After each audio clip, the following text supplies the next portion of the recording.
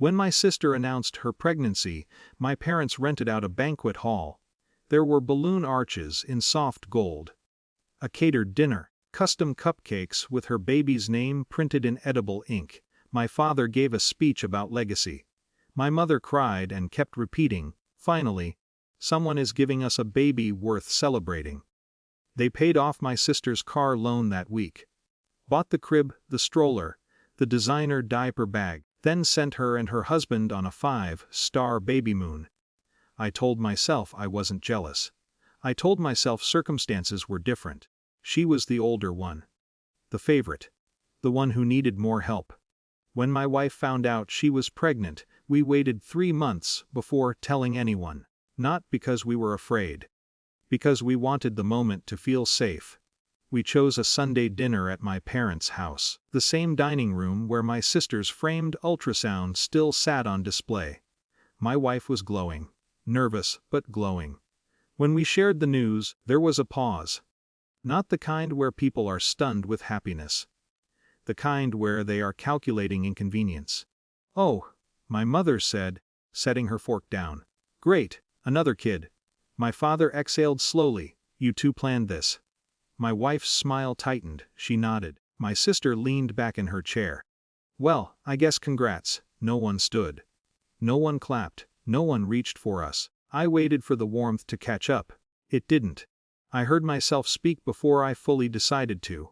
Saw nothing for our child. It wasn't accusatory, it was confused. The difference between two reactions was sitting right there in the room like a third presence. My mother's face hardened. "Stop making drama." My father gestured around the room. "This is our house. If you don't like how we react, you can leave." There it was, the old rule.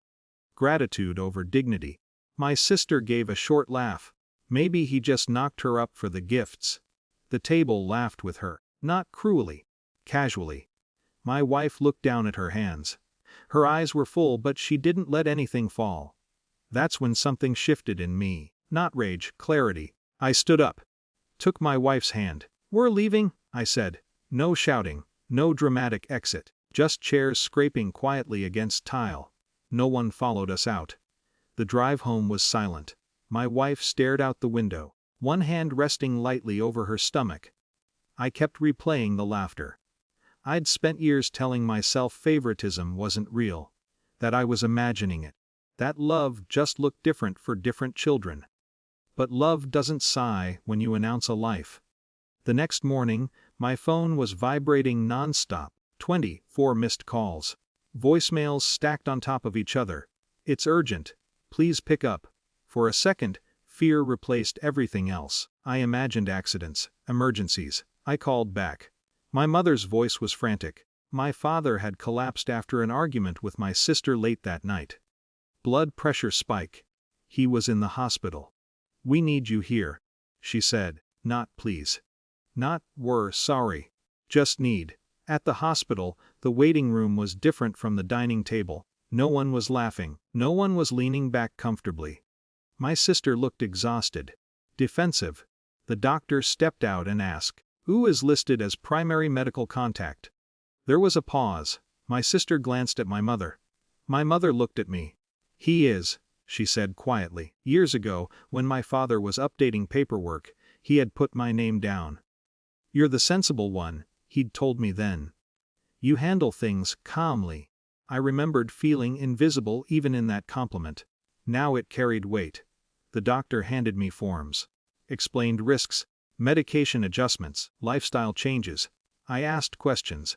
Signed where needed. Scheduled follow-ups. No one interrupted. No one mocked. My wife stood beside me the entire time, her hand resting against my arm. Steady. My sister tried to interject once about private room upgrades and insurance details. The nurse gently corrected her. Those decisions were mine unless I chose to delegate. The shift wasn't loud. It wasn't humiliating. It was procedural. Responsibility has a way of rearranging rooms. Later, when my father was stable and resting, my mother sat beside me in the hallway. "We didn't mean to hurt you," she said. I believed she didn't mean to. That didn't change that she had. I didn't ask for gifts. I didn't ask for apologies. I'm not competing with her, I said quietly. I just won't let my child grow up feeling like an afterthought. She nodded, but I could see she didn't fully understand yet. Favoritism doesn't disappear in one hospital visit. Patterns don't evaporate because fear visits a family for a night. But something had changed, not in them. In me. When we left the hospital, my wife slipped her hand into mine again. You didn't raise your voice, she said softly. I don't need to, I replied. For the first time, I wasn't waiting for their approval to feel legitimate. My child doesn't need balloon arches to be worthy.